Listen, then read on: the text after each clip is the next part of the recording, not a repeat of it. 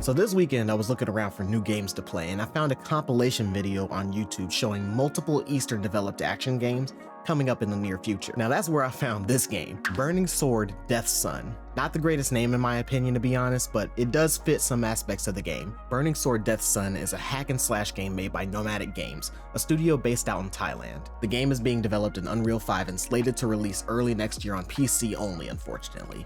According to Steam and Google, the only other game that they've made is Squirrel Away. What? On a road to get revenge for the death of his family, you step into the flame-scorched boots, and I hope I pronounced this right. I did some research trying to make sure I got this right. Zhāng Yì Xiàn. I hope I pronounced that right. So let's start the review off with the performance of the game. In the bottom corner, you'll be able to see the specs of the PC that I used to play the game. Overall, the game felt optimized for the most part, but it does need a little bit of work. It occasionally drops frames when multiple enemies are really close to the player every once in a while, and you may get a slight hiccup when a mini cutscene starts, like when they're introducing a mini boss. But nothing is really game breaking. The world of Burning Sword can't really be discussed because in the demo you were only able to play one area. You stay in the forest for the entire demo and never really venture out of it, aside from a couple mountainous sections that you go through just to go right back into the forest. Because of this, you don't really get a good grasp on the expansiveness or lack thereof of the game. That's something we'll only be able to see once the full game releases. The level design of the demo goes like this. You traverse a straight linear stretch of forest and then you come to an open area where you fight some enemies. Then you go to another stretch of forest, then to another open area, then fight some more enemies. Then you go through another stretch of forest and then maybe have to pass through a couple mountainous platforms, do a wall run along a cliffside, then right back to an open area to fight some more enemies.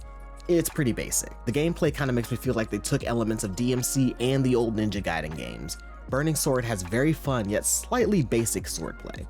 It can be very flashy in the right hands, and what combos there are will have you feeling like you're the main character in an anime. The perfect dodges and parries are extremely satisfying and fun when you're able to get them off. Unfortunately, the game feels, for lack of a better term, loose. Like you don't have full control of the character. I really attribute this mostly to the way the control scheme is laid out. The mapping they chose for blocks and dodges just kind of felt wrong to me. But in the hands of another player, it'll probably feel perfectly fine. So this one is kind of a personal issue. The game has fast combat, but occasionally requires a Dark Souls style of approach when fighting, especially against the main boss of the demo. However, that will probably change in the full game, since then you'll be able to unlock new abilities and tweaks that will make the combat feel better. It reminds me of the initial 30 minutes of Stellar Blade. When you first play the game, some of the things don't really feel completely right. You kind of mess up some of the parries and stuff, but then once you get some upgrades, then it all feels fine. So it could possibly just be by design. In the demo, you don't really get to unlock anything. There are no healing potions in the game. Healing is done by draining enemies when they get to low health. Now, all enemies can be drained. However, mini bosses and bosses can be drained more than once they reach certain levels of health. The Burning Sword demo has 7 enemies you'll encounter. The first enemy is your basic swordsman. He has a basic sword attack, they're not very quick, and they have somewhat low health. Next up is the archer, who, like the swordsman, has low health and always seems to be out of frame shooting arrows at you at the most inopportune times. Fortunately, but also very annoyingly, they will yell, "Watch out!" before every shot so that you know that it's coming. You won't really get caught off guard too often. Next is the grenadiers, who just lob grenades at you maybe every 5 seconds just to add to the chaos. Grenadiers are okay to deal with, but when you're in the middle of animations, it can be really frustrating since there's no animation cancel. Now following them, we have the shield bearers, who you can't attack outright until you take out the shield. To destroy the shield, you need to use the Devil's Palm attack, which is basically just a palm thrust that will shatter the shield, turning them into a basic swordsman enemy. One quick side note about that, if you're playing the demo and you're having trouble consistently doing the Devil's Palm, what I found is that you need to hold the block button and then press Y instead of trying to press them both at the same time. It makes it much more consistent when you do it that way. Okay, now on to the last 3 enemies. You have the big hammer boy, who has, you guessed it, a big hammer, and it does big damage and has a decent reach. If you're not careful, you'll get clipped by it and won't last long. I know I didn't. Finally, there are 2 kinds of bosses. There's the mini boss swordsman, who's basically just a stronger swordsman with a bigger sword. This is a named enemy with a full health bar and does large damage to you, obviously.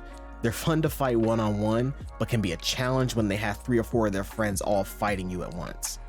The best thing to do is take out all the normal ads and then focus on the mini boss. At the end of the demo, you'll be fighting the elite guard of the temple. That's his name. He wields a large polearm and will be either a very fun fight or a very annoying one, depending on if you've gotten used to the block and dodge mapping. On average, it seemed to take about 4 hits to kill you, and obviously since it's a polearm, it has decent reach, so you might want to either make sure you get your dodges and blocks off or keep your distance, probably both. The main thing I learned from this fight is that you can't try to animate it. While the game feels like it encourages you to fly and jump around the room like you're Rock Lee on cocaine wielding a sword, but a more cautious approach is recommended here, as the guard will swing through your attacks fairly often. In this fight, it's better to take a Dark Souls kind of approach. Watch his movements, let him come to you most of the time, and then punish him when you get the parry off. It's extremely satisfying when you do it. With all of that stuff out of the way, let's focus on the things I didn't like about the game. And honestly, there's really only 2 main issues that I had. First off, as I mentioned before, the controls felt very weird. Now let me preface something. The game is not hard at all. It's pretty easy. The controls just make it difficult.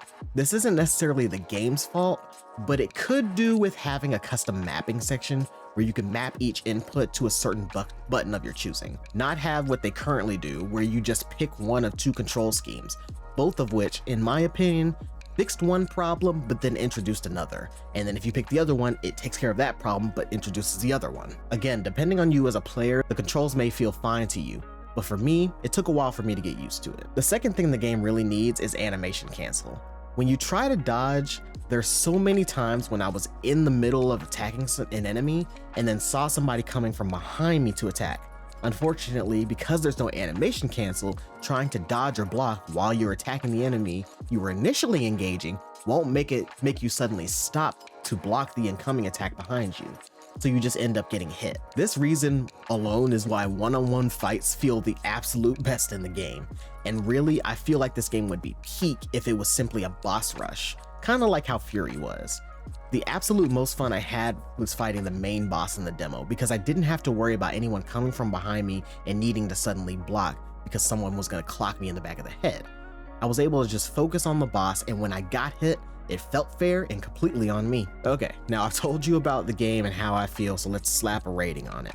For this game, I'm gonna have to give it a dual rating to make it fair, because I don't really want to introduce my own issue, my own personal issue, and bring it down a whole bunch of points because of that, because it may be an issue that I personally have but somebody else won't. Now, if I don't count the issues I had with the controls or lack of animation cancel, I'd have to give this demo an 8 out of 10. However, the control issues and lack of animation cancel being considered in the rating drops it down to honestly like a 6 out of 10. Now, is the game garbage? Absolutely not. It is fun and worth your time. I implore you, I fully recommend that you head over to Steam and play it. The game really takes you back to the mid-2000s to 2010s. It's not a very long demo, and it took me about an hour to beat it.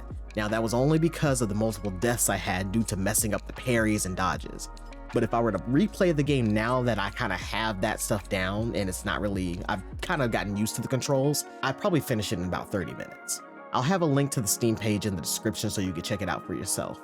Unfortunately, like I said before, it is not gonna be on console, so it really sucks for the PlayStation and Xbox players. Get in the comments and let me know what you think of the game from what you've seen, and if you plan to play it when it releases. I'll see you guys in the next one. Y'all take care.